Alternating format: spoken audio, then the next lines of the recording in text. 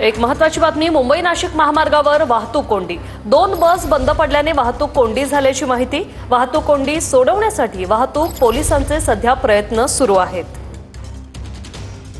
मुंबई ठाणे महामार्गावरती वाहतूक कोंडीचा सामना नेहमीच करावा लागतो। मात्र आता संध्याकाळची वेळ झाली तरी सुद्धा आपण बघू शकतो की हा जो रस्ता आहे हा मुलुंड टोल नाक्यापासून नाशिक स्टेशन जातो आणि या रस्त्यावरती मोठ्या प्रमाणात ट्रॅफिक कोंडी या ठिकाणी झालेली पाहायला मिळते। कासवाच्या गतीने ही वाहन हळूहळू जाताना आपल्याला पाहायला मिळतात।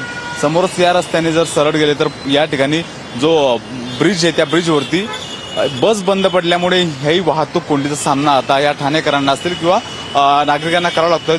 तर जोरदार वारा थोड्या वेळापूर्वी सुटल्यामुळे काही ठिकाणी झाडाच्या फांद्या असतील किंवा झाडं सुद्धा पडलेली, त्यामुळे सुद्धा ही ट्रॅफिक कोंडी झाल्याचं माहिती पोलिसांना दिलेली आहे। बघू शकतो की वाहनाच्या लाईनी ह्या पूर्ण या ठिकाणी लागलेल्या आहेत आणि ही नेहमीप्रमाणेच आपल्या ठाणेकरांना ह्या ट्रॅफिक कोंडीचा फटका या ठिकाणी ही बसलेला आपल्याला पाहायला मिळतोय।